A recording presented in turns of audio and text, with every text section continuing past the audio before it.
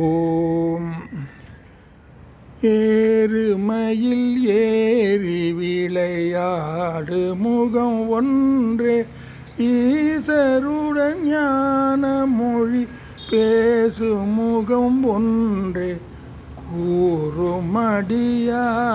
வினை தீர்க்கு முகம் ஒன்றே குன்றுருவ வேல் வாங்கி நின்ற முகம் ஒன்றே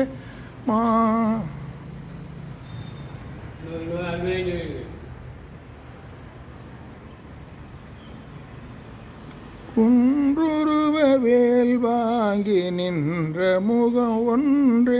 மாறுபடு சூரரை வதைத்த முகம் ஒன்று பள்ளியை மனம் புணர வந்த முகம் ஒன்று ஆறு முகமான பொருள் நீயருளல் வேண்டும் ஆதியருணாச்சலம்